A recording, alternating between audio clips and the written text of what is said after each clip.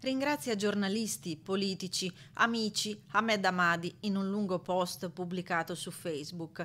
Zara è salva. Notizia tanto lapidaria quanto attesa e commovente.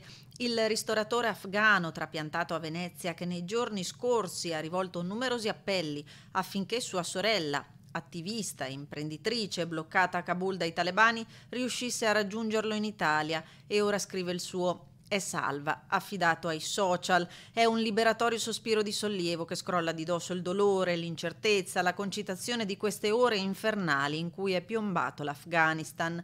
La notizia del rientro, spiega, è stata tenuta nascosta dalle 4:30 di stamane fino all'ufficialità che conferma Zara in mani sicure. Zara è finalmente al sicuro sotto la protezione dei nostri militari. La bellissima notizia è arrivata all'alba. Presto arriverà a Venezia e stiamo preparando davvero una bella sorpresa per il suo arrivo. E la politica si stringe nell'abbraccio simbolico dopo giorni in cui il Ministero della Difesa, il mondo della diplomazia si sono adoperati e non solo per il rientro di Zara. Dobbiamo attivare subito come Europa corridoi umanitari, canali legali di accesso per consentire ai profughi e a queste persone di raggiungere posti sicuri. Rischiano la vita, rischiano il loro futuro. Non possiamo girarci dall'altra parte. Operare con l'Europa per attivare corridoi umanitari e canali d'accoglienza per donne e bambini che stanno vivendo ore drammatiche, l'opinione condivisa dalla politica, cui fanno eco le parole di Ahmed, fratello di Zara.